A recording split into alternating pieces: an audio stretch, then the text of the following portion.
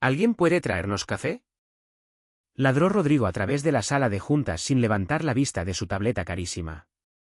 ¿Se refería a mí? Por supuesto que sí. Yo estaba sentado en la mesa de la esquina como un mueble de oficina olvidado. El veterano tranquilo con gafas de leer y un polo discreto. No sabía mi nombre. No le importaba. Simplemente asumió que el tipo mayor que no hablaba debía de estar allí para traer cafeína y asentir educadamente mientras los consultores alfa blandían sus presentaciones de PowerPoint como si fueran armas. No me inmuté. Ni siquiera parpadeé. Simplemente me quedé allí sentado, con los brazos cruzados, el bolígrafo inmóvil. Dejé que el tonto siguiera adivinando. Mi nombre es Bernardo Valenzuela y tengo 48 años. Ese ha sido mi trabajo durante los últimos 4 años: observar, escuchar, sonreír cuando es apropiado, tomar notas mentales con la precisión de un contable en época de auditorías. Creen que soy inofensivo. Creen que estoy acabado, una vieja guardia retirada, una reliquia de los días de la fundación, a la que se le permite quedarse por gracia, como a un conserje que sabe la contraseña del wifi. Así es como le gusta a Mauricio. Así es como él lo diseñó. Da un paso atrás, Bernardo, me había dicho después de mi susto de salud. Deja que la sangre nueva se encargue del día a día mientras descansas. Claro. Descansar. Yo construí esta empresa con un ordenador portátil, un abogado de divorcios en marcación rápida y 2 tarjetas de crédito al máximo. Pero claro, me sentaré tranquilamente a descansar mientras los artistas de circo hacen malabares con el dinero de los inversores en llamas. ¿Quieres saber lo más gracioso? Realmente sufrí un infarto. No fue grave, pero sí lo suficiente como para hacerme pensar. Tenía 44 años, trabajaba 80 horas a la semana, vivía de café de gasolinera y de lo que hubiera en la máquina expendedora que no estuviera caducado. El médico dijo que el estrés me estaba matando. Mauricio, mi protegido, mi sucesor elegido a dedo, vino a visitarme al hospital con flores y una expresión de preocupación. Tómatelo con calma, Bernardo, me había dicho, apretándome el hombro como si fuéramos viejos compañeros de guerra. La empresa te necesita sano. Yo me encargaré de las operaciones mientras te recuperas. Le creí. Confié en él. Diablos, si yo mismo lo había formado, le había enseñado todo, desde a leer estados financieros hasta a gestionar clientes difíciles. Era inteligente, ambicioso, pero todavía humilde en aquel entonces. Todavía me pedía mi opinión sobre las decisiones importantes. Todavía me llamaba para pedirme consejo a medianoche cuando un acuerdo se estaba desmoronando. De eso hace 4 años. Ahora es un mundo diferente. Rodrigo entró pavoneándose hace 6 semanas como un gallo suelto en una fábrica de espejos. Con el pecho inflado, los dientes demasiado blancos y una hebilla de cinturón lo suficientemente brillante como para desviar las críticas. Otro consultor con adicción a las palabras de moda y un contrato millonario de 7 cifras. Mauricio lo presentó como si fuera la segunda venida de Steve Jobs. Nos va a ayudar a escalar, dijo Mauricio radiante, usando ese lenguaje de startup que me hace doler los dientes. Ha saneado 2 docenas de empresas antes que la nuestra. ¿Saneado? Claro. Hice lo que siempre hago, investigué. Me llevó exactamente 47 minutos en Google, LinkedIn y algunas bases de datos del sector a las que todavía tenía acceso. Una de las empresas que Rodrigo saneó se declaró en quiebra 8 meses después de que él se fuera. 2 fueron demandadas por informes fraudulentos. Una se convirtió de alguna manera en una estafa de esquema multinivel de criptomonedas con un podcast.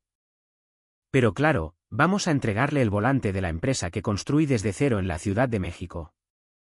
La cuestión es que llevo más de 20 años en el sector tecnológico. He visto a consultores como Rodrigo antes. Aparecen con sus historiales de McKinsey y sus maestrías en administración de negocios de Harvard, todo fachada y nada de sustancia.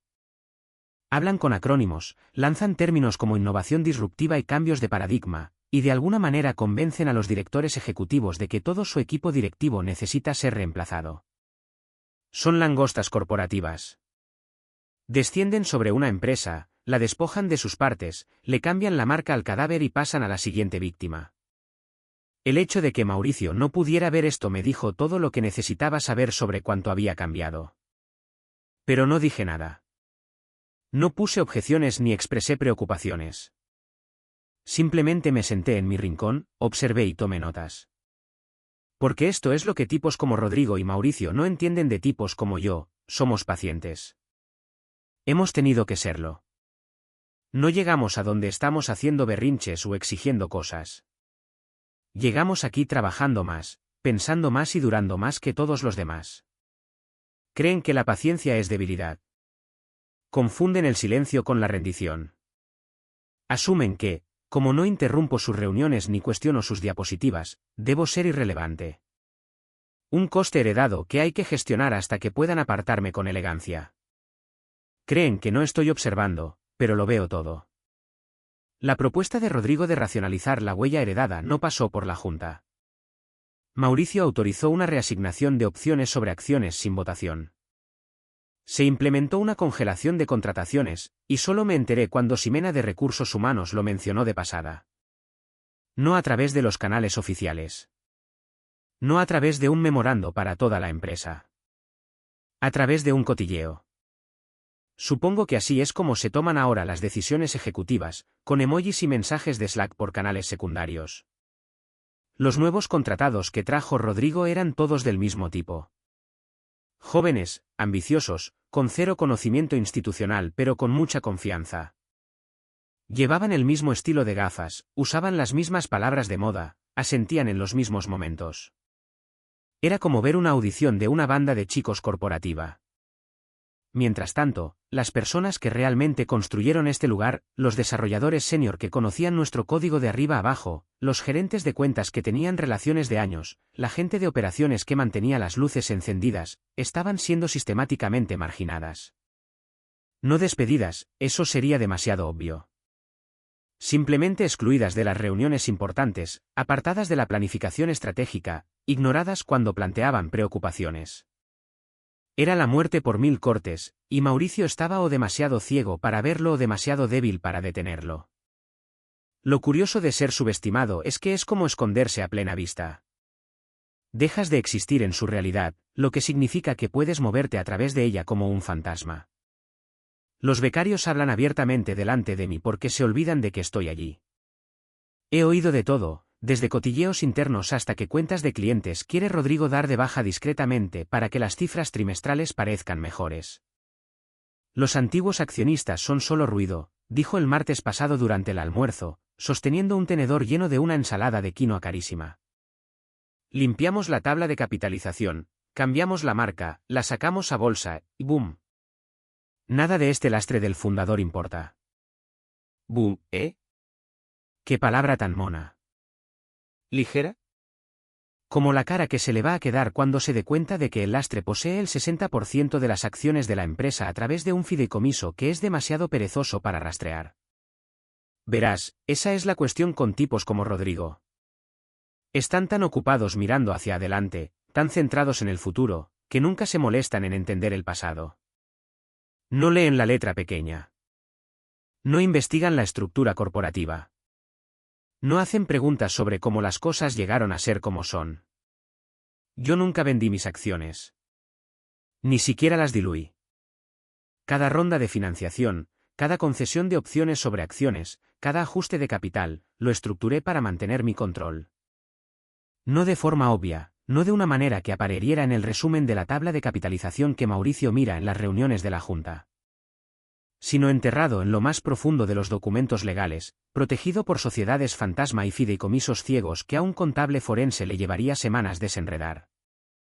Les dejé creer que di un paso atrás porque estaba cansado, porque mi salud ya no podía soportar el estrés. Pero de lo que me cansé fue de ver a los egos destrozar aquello que había pasado 22 años construyendo mientras sonreían como si hubieran inventado la rueda. He terminado de observar. Han estado jugando a las damas en mi tablero de ajedrez, y acabo de mover mi reina. ¿Lo mejor de todo? Mauricio, mi antiguo protegido, mi sucesor elegido a dedo, el tipo que una vez me enviaba una botella de tequila añejo cada día del fundador, ha empezado a evitar el contacto visual en el pasillo. Sus apretones de manos se han vuelto más débiles. Suda en reuniones que antes eran rutinarias. Lo sabe, a un nivel primitivo. Creo que sabe que el suelo está a punto de hundirse. ¿Pero Rodrigo? Rodrigo sigue pavoneándose, sigue imprimiendo organigramas codificados por colores como si fueran pergaminos sagrados, sigue dándole palmaditas en la espalda a Mauricio como un hermano de fraternidad en una fiesta de antiguos alumnos. No lo ve venir. No sabe que ya he llamado a mi abogado, que ya he empezado a informar a la Junta, que ya no estoy solo observando. Estoy en la cuenta atrás. Quedan 3 movimientos, 2 reuniones, una cumbre. Entonces el silencio termina, y yo hablo. La primera reunión oficial de equipo de Rodrigo fue como ver un accidente de coche coreografiado por un estudiante de teatro con un título en marketing. Entró en la sala de conferencias con un traje ajustado que parecía sellado al vacío sobre su cuerpo, sosteniendo un cuaderno de diseño en el que nadie lo vio escribir nunca. Todo en él gritaba «Soy importante», la forma en que se ajustaba los gemelos, la forma en que colocaba su teléfono boca abajo sobre la mesa como si estuviera demasiado ocupado para interrupciones, la forma en que esperaba a que todos se acomodaran antes de hablar. «Vamos a alterar el status quo», dijo, dando una palmada como si estuviéramos en una charla TED en lugar de en una revisión trimestral del rendimiento. Había asistido a unas 200 de estas reuniones a lo largo de los años. Sabía cómo era la planificación estratégica real. Esto no lo era. Mostró una diapositiva titulada Refactorizando el equipo central como si hubiera pasado más de 9 minutos aprendiendo nuestro organigrama. La diapositiva era un desorden de cajas y flechas que no tenía ningún sentido organizativo. Hizo que nuestro desarrollador principal reportara a marketing, movió a nuestro gerente de clientes más importante a mantenimiento de cuentas heredadas y agrupó a 3 jefes de departamento bajo algo llamado soporte operativo. Señaló nombres, cajas, flechas, movió departamentos enteros como si fueran propiedades del Monopoly. Sin contexto, sin historia, sin entender por qué la gente estaba en los puestos que ocupaba o que hacían realmente. Solo colores y acrónimos y jerga corporativa que sonaba impresionante si no sabías lo que significaba nada de ello. Lo gracioso fue ver las caras alrededor de la sala. Eran personas inteligentes, personas que yo había contratado, formado y con las que había trabajado durante años. Sabían que esto era basura, pero nadie quería ser el primero en decirlo. Instinto de supervivencia corporativo. Mantén la cabeza gacha, no agites el barco, quizás los consultores se centren en el departamento de otro. Rodrigo pasó diapositiva tras diapositiva de reestructuración organizativa, reasignación de presupuesto y optimización de la eficiencia. Cada diapositiva parecía haber sido generada por la misma herramienta de inteligencia artificial, las mismas fuentes, la misma paleta de colores, los mismos gráficos de negocios sin sentido. Luego se giró hacia mí, de pie justo al lado de la pizarra con esa sonrisa de niño de fraternidad, y lo dijo. Y, por supuesto, Bernardo, nuestro fundador de toda la vida, continuará ayudando con la supervisión estratégica y la coordinación del legado. Coordinación del legado. Dejad que asimile eso por un momento. Pasé de ser director ejecutivo y accionista mayoritario a coordinación del legado en una diapositiva de PowerPoint. La sala se quedó en silencio por un instante, el tiempo justo para que cada ejecutivo presente registrara el insulto y decidiera si reaccionar. Podía sentir sus miradas de reojo, esperando a ver cómo me lo tomaría. ¿Montaría un escándalo el viejo fundador? ¿Habría drama? ¿Se enfrentaría alguien por fin al consultor? Mauricio me miró, breve, mecánicamente, pero no dijo nada. Ni una palabra. Simplemente se quedó mirando las baldosas del suelo como si de repente fueran fascinantes. El hombre al que había tutelado durante 8 años, el tipo al que había salvado personalmente de ser despedido 2 veces en su primer año, ni siquiera podía mirarme a los ojos. Fue entonces cuando supe con certeza que esto no era solo cosa de Rodrigo. Mauricio estaba metido en ello. Quizás no era el autor intelectual, pero definitivamente era un cómplice voluntario. Rodrigo ya estaba pasando a otro tema, hablando de sinergias de retorno de la inversión y reinvención ajustada, probablemente inventando frases sobre la marcha. Tenía gráficos que mostraban los ahorros de costes proyectados de las estructuras de liderazgo racionalizadas y diagramas que demostraban una mejora de la velocidad organizativa. Nada de eso significaba nada, pero parecía lo suficientemente profesional como para engañar a una junta que no hacía demasiadas preguntas. No hablé. No parpadeé. Simplemente escribí una palabra en mi bloc de notas, testigo. Porque eso es lo que era, una ejecución pública disfrazada de presentación de negocios. Rodrigo no solo estaba reorganizando la empresa, me estaba borrando de ella. Y Mauricio le estaba ayudando a hacerlo. La humillación es algo extraño. No siempre llega con gritos o lágrimas. A veces aparece como una estática en tu columna vertebral, un zumbido débil justo debajo de la piel. Lo sientes en tu mandíbula apretada para que el grito no se escape. Lo sientes detrás de tus ojos, donde te niegas a dejar que la humedad gane. Pero he aprendido con el tiempo que la rabia es una herramienta, y las herramientas no funcionan cuando las blandas a ciegas. Así que sonreí. Asentí. Incluso apunté algo como un buen fundador emérito. Luego volví a mi oficina, cerré la puerta, bajé las persianas y llamé a Armando Torres, mi abogado desde hacía 12 años. Armando no era un abogado cualquiera. Era el tipo que me había ayudado a estructurar los acuerdos de capital originales, que había diseñado las sociedades fantasma que poseían mis acciones, que había redactado las cláusulas de protección del fundador que todos habían olvidado. Si alguien podía ayudarme a navegar este golpe de estado corporativo, era él. Bernardo, respondió al primer timbrazo. Por favor, dime que llamas por unas vacaciones en Cancún o un barco nuevo, no por lo que creo que estás llamando. Activa la carpeta de contingencia, dije. Hubo una pausa. Armando sabía exactamente de lo que estaba hablando. 6 años atrás, cuando estábamos nombrando a Mauricio como director ejecutivo y yo me estaba retirando de las operaciones diarias, Armando había insistido en lo que él llamaba opciones nucleares. Mecanismos legales que protegerían mis intereses si las cosas alguna vez se torcían. Yo había pensado que estaba siendo paranoico. Ahora estaba agradecido por su paranoia. ¿A qué escenario nos enfrentamos?, preguntó. ¿Adquisición hostil, gestión incompetente o incumplimiento del deber fiduciario? A los 3, dije. Con una guarnición de humillación pública y discriminación por edad. Dios mío, murmuró Armando. Podía oírle teclear, buscando archivos. ¿Quieres que redacte la resolución completa? Sí. La de la Junta. Y desentierra la cláusula del fundador. Una pausa, luego un silbido suave. Ha llegado la hora. Miré por la ventana, observando a Rodrigo cruzar el aparcamiento con sus gafas de sol puestas al anochecer, consultando su teléfono como si dirigiera el mundo en lugar de llevar una empresa a la ruina. Casi ha llegado la hora, dije. Pero vamos a dejar que los peces se pongan cómodos en el tanque primero. La cláusula del fundador estaba enterrada en un documento de la Junta de hace 6 años, una cláusula que Mauricio había olvidado por completo porque yo me había asegurado de que así fuera en aquel entonces. Cuando traes a un nuevo director ejecutivo, especialmente a alguien más joven y ambicioso, quieres que se sienta confiado y empoderado. No pasas mucho tiempo hablando de los mecanismos legales que te permiten anular sus decisiones. En aquel entonces, Mauricio todavía era humilde, todavía tenía hambre, todavía estaba agradecido por la oportunidad. Firmaba cualquier cosa que le ponía delante, con los ojos llenos de confianza y ambición. Una de esas cosas, oculta en la subsección C del Acuerdo de Reestructuración de la Gobernanza, me daba el derecho de anular al liderazgo ejecutivo en una crisis, siempre que tuviera el respaldo de 2 inversores heredados. Ya tenía a 3 en mis favoritos del teléfono.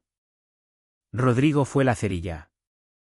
Mauricio había estado rociando el suelo con gasolina durante los últimos 2 años con sus decisiones de contratación, sus giros estratégicos, su disposición a dejar que los consultores rehicieran la empresa a su imagen y semejanza. Y ahora yo sostenía el mechero. Pero primero, necesitaba saber exactamente cuán profunda era la podredumbre. Durante la semana siguiente, interpreté el papel a la perfección.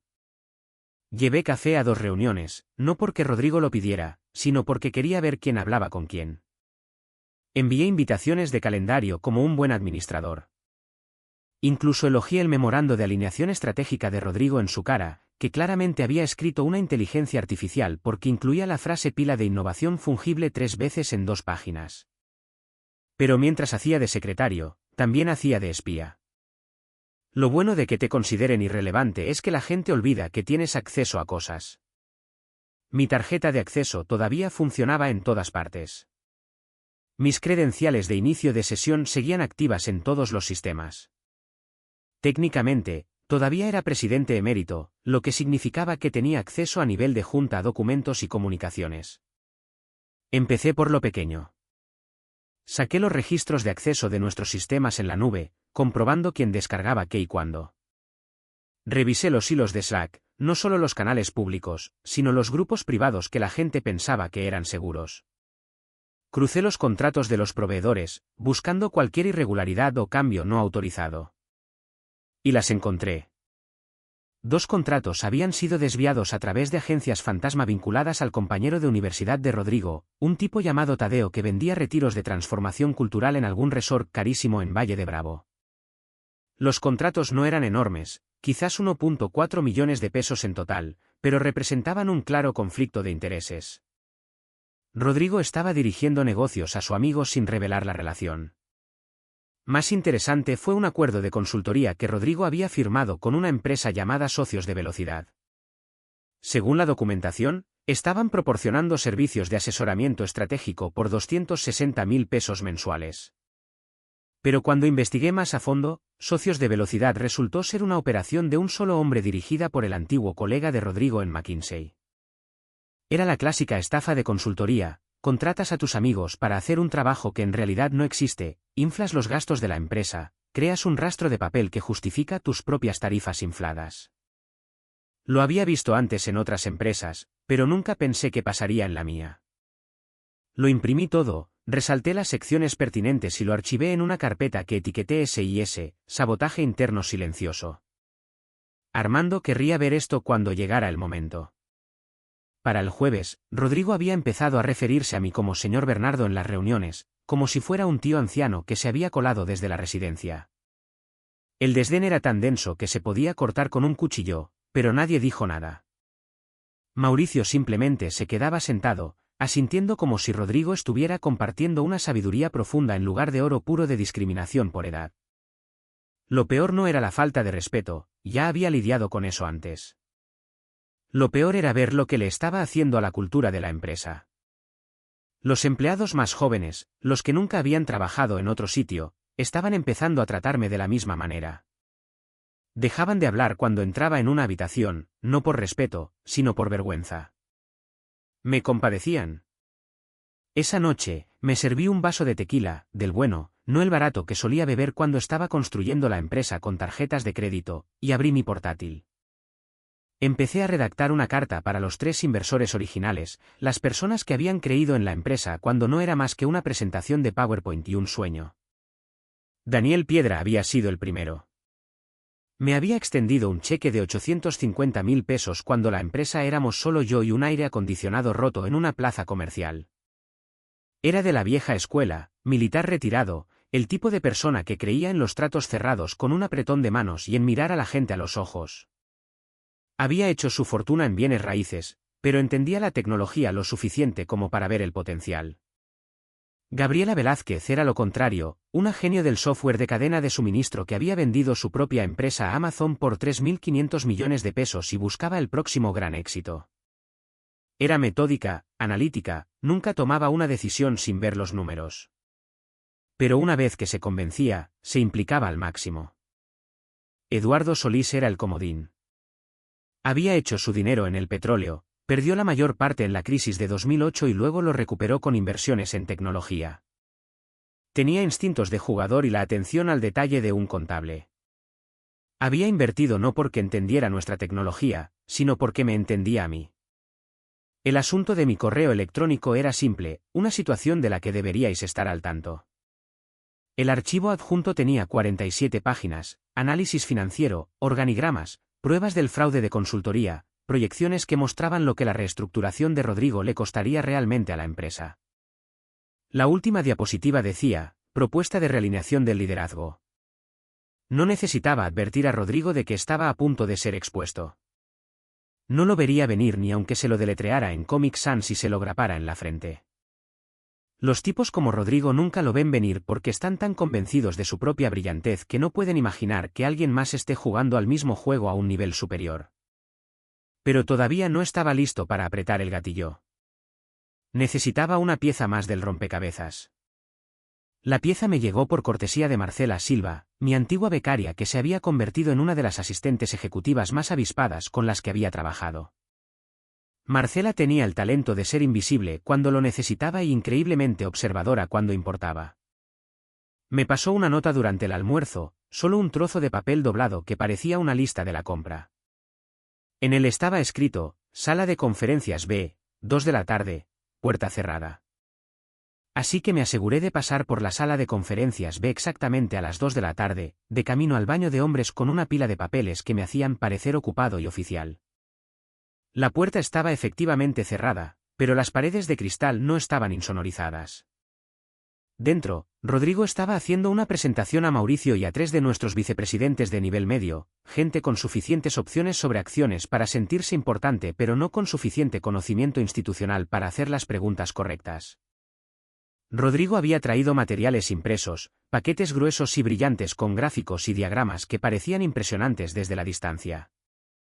No pude oírlo todo, pero capté suficientes frases clave: optimización de los accionistas heredados, limpieza de la tabla de capitalización, planificación de la transición del fundador.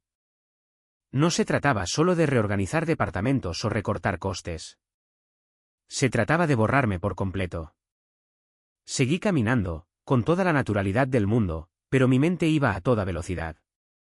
Rodrigo no solo planeaba marginarme, planeaba comprar mi participación, probablemente por una fracción de lo que mis acciones valían en realidad, usando una combinación de presión legal y politiqueo de la Junta para conseguirlo.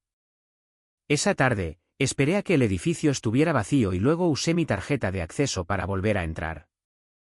Marcela había dejado accidentalmente una copia del paquete de presentación de Rodrigo en el mostrador de recepción, sujeta con una taza de café para que no se volara. Me la llevé a casa y leí cada palabra. El título era Realineación operativa, hoja de ruta de eficiencia versión 1.4. Hasta el título era insultante, como si los 22 años de historia de la empresa fueran solo ineficiencia que necesitaba ser corregida. Rodrigo había esbozado un plan de 4 fases que era quirúrgico en su precisión. Fase 1. Reorganizar las estructuras de reporte para minimizar la influencia heredada. Fase 2. Implementar nuevas políticas de gobernanza que diluirían la autoridad del fundador. Fase 3. Iniciar negociaciones de compra con accionistas inactivos. Fase 4. Cambiar la marca de la empresa con un liderazgo orientado al futuro y prepararse para una oferta pública inicial. No era solo un plan de negocios, era un golpe de Estado. Un golpe de Estado corporativo perfectamente legal y bellamente documentado, diseñado para eliminarme de la empresa que había construido y entregar el control a personas que habían aparecido hacía 6 semanas. Enterrado en la página 9 estaba el mecanismo. Usando algo llamado fatiga del inversor y preocupaciones de gestión de la reputación, Rodrigo planeaba acercarse a nuestros accionistas más pequeños, personas que habían invertido 170.000 o 430.000 pesos hace años y no se habían mantenido involucradas en las operaciones de la empresa. Les ofrecería comprarlos con una prima modesta, nada dramático, solo lo suficiente para que pareciera un buen negocio. Una vez que controlara suficientes de esas pequeñas participaciones, podría reclamar una influencia mayoritaria e impulsar una nueva clase de acciones que anularía efectivamente mi 60% de propiedad. La belleza del asunto era que todo parecería legítimo, incluso generoso. El fundador Bernardo Valenzuela pasará a un papel de asesor para centrarse en su salud y su familia. Excepto que yo no tenía familia de la que hablar, y mi salud estaba bien. Me senté en mi sala de estar hasta las 3 de la mañana, con el vaso de tequila vacío, leyendo y releyendo el documento. En realidad, era brillante, de una manera sociopática. Si no hubiera sabido qué estaba pasando, si hubiera confiado en Mauricio para proteger mis intereses, si realmente me hubiera apartado como asumieron que había hecho, habría funcionado a la perfección. Pero yo lo sabía. Ann no había confiado en nadie. Y definitivamente no me había apartado. Le envié un mensaje de texto a Armando, paquete confirmado. El plazo se acelera. Reunión de la Junta en 2 semanas. Su respuesta fue inmediata: ¿protocolos de emergencia? Miré el documento una vez más, el organigrama que mostraba mi nombre en una pequeña caja gris etiquetada como asesor, transición estratégica, y respondí: la carpeta grande. Toda. La carpeta grande no era una metáfora. Era una carpeta real encuadernada en cuero, tan gruesa como un libro de texto de derecho, que había estado en la caja fuerte ignífuga de Armando durante 6 años.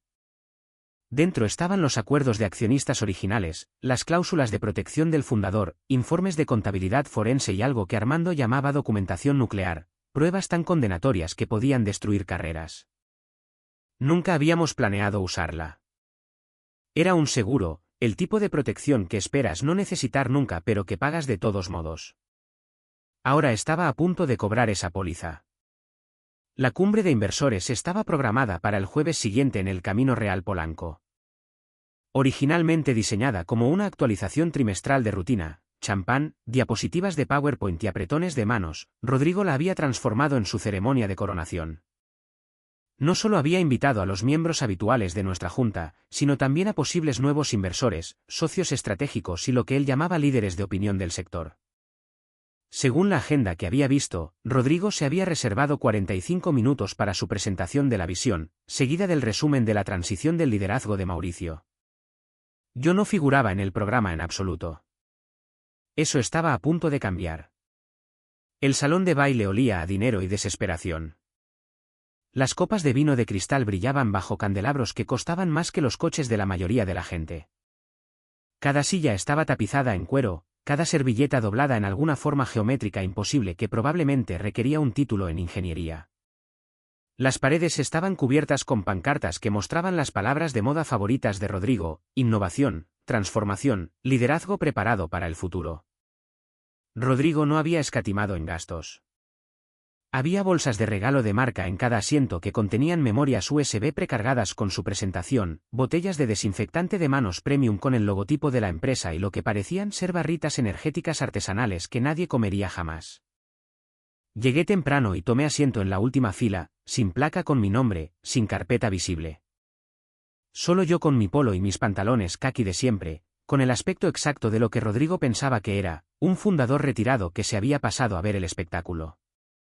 Daniel Piedra estaba sentado 3 filas más adelante, vestido como siempre, limpio pero sin pretensiones, como un hombre que había aprendido a no malgastar dinero en ropa que no le hiciera mejor en su trabajo. Gabriela Velázquez había ocupado un asiento cerca del centro, con la tableta en la mano y el lápiz óptico listo. Había amasado su fortuna tomando notas detalladas y haciendo preguntas incómodas. Eduardo Solís llegó elegantemente tarde con una taza de café que definitivamente no era del servicio de catering aprobado.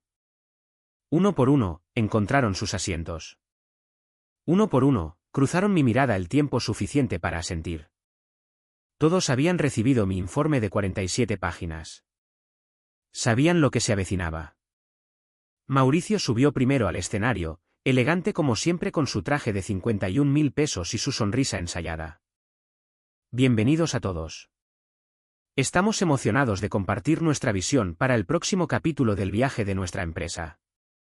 Un capítulo construido sobre la innovación, la eficiencia y la transformación. Habló durante exactamente 8 minutos, tocando todos los puntos que Rodrigo le había enseñado. Métricas de crecimiento, oportunidades de mercado, ventajas competitivas.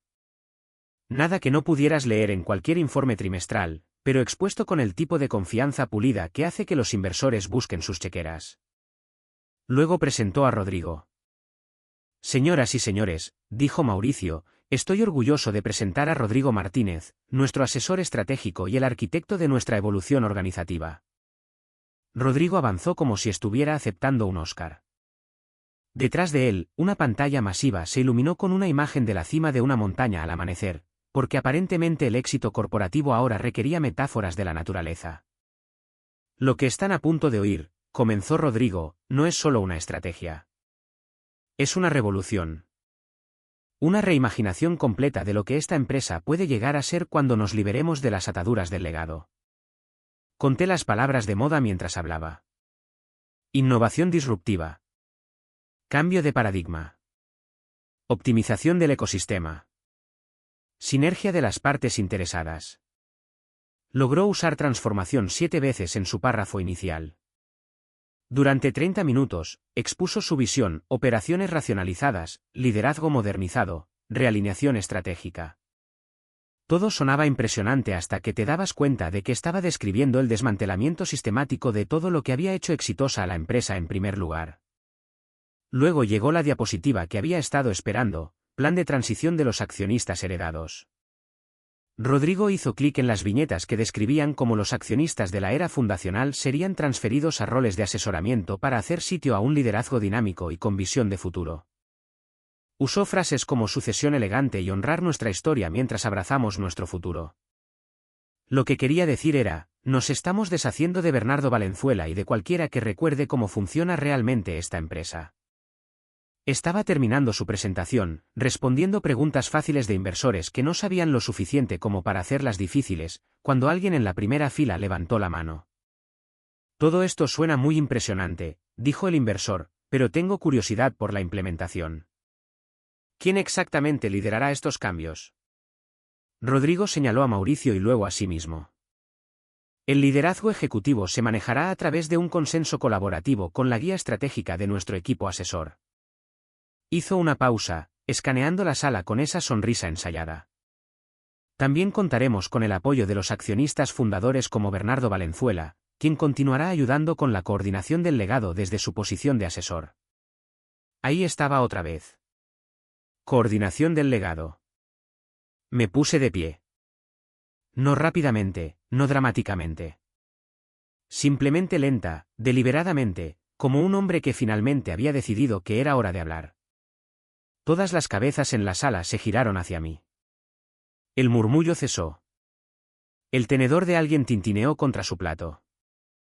Metí la mano debajo de mi silla y saqué la carpeta de cuero. Siento interrumpir, dije, mi voz se oyó con facilidad en la silenciosa sala. Pero parece que hay cierta confusión sobre mi papel en esta empresa. La sonrisa de Rodrigo vaciló. Mauricio se puso pálido. Pude ver a los inversores inclinándose hacia adelante, intuyendo que algo estaba a punto de suceder. Caminé hacia el frente de la sala, mis pasos eran el único sonido en el salón de baile. Coloqué la carpeta en el podio y miré a la multitud reunida. Mi nombre es Bernardo Valenzuela, dije. Y soy dueño del 60% de esta empresa. Se podría haber oído caer un alfiler en Monterrey. Abrí la carpeta y saqué el primer documento. Este es el acuerdo de accionistas original, firmado hace 22 años, que establece mi participación mayoritaria. Lo coloqué en el podio donde todos pudieran verlo. Continué, sacando el segundo documento, es el acuerdo de fideicomiso ciego, ejecutado hace 6 años, que mantiene esa propiedad a través de una serie de entidades legales que el señor Martínez aparentemente no se molestó en investigar. Rodrigo intentó interrumpir. Un momento, esto es. Dije más alto, sacando el tercer documento, es la cláusula de protección del fundador, firmada por el señor Mauricio en 2018, que me otorga la autoridad para destituir al liderazgo ejecutivo en caso de incumplimiento del deber fiduciario. La boca de Mauricio se movía, pero no salía ningún sonido. Y dije, sacando el último documento, es una resolución de la Junta, firmada esta mañana por nuestros 3 inversores originales, que autoriza la terminación inmediata del contrato de consultoría de Rodrigo Martínez y la destitución de Mauricio Cooper como director ejecutivo. Miré directamente a Rodrigo. Tu presentación ha terminado. Durante exactamente 15 segundos, nadie se movió. Entonces Daniel Piedra empezó a aplaudir. Gabriela Velázquez se unió. Eduardo Solís se puso de pie, todavía aplaudiendo. En instantes, la mitad de la sala estaba de pie. Rodrigo recogió sus materiales y se fue sin decir una palabra más. Mauricio se quedó congelado en su silla hasta que la seguridad que yo había organizado, lo escoló fuera. Miré a los inversores, a los socios, a los empleados que habían estado viendo cómo su empresa era desmembrada por consultores y cobardes. Señoras y señores, dije, déjenme decirles lo que esta empresa va a hacer en realidad. Y durante la siguiente hora, hice exactamente eso. 3 meses después, Rodrigo Martínez trabajaba en una firma de consultoría de segundo nivel en Querétaro, con su reputación en los círculos tecnológicos permanentemente manchada. Mauricio Cooper aceptó un trabajo en una startup que cerró 6 meses después. Los contratos de consultoría con Tadeo y socios de Velocidad fueron rescindidos, ahorrándole a la empresa 3,1 millones de pesos anuales. ¿Y yo? Volví a mi oficina, no a la mesa de la esquina, sino a la verdadera oficina del director ejecutivo, y volví al trabajo. Esta vez, nadie tenía dudas sobre quién dirigía el cotarro. Los ingresos de la empresa aumentaron un 23% ese trimestre. Resulta que la experiencia todavía importa en los negocios. ¿Quién lo diría? En el México corporativo, te llamarán dinosaurio hasta el preciso momento en que les recuerdes quién es el dueño del combustible fósil.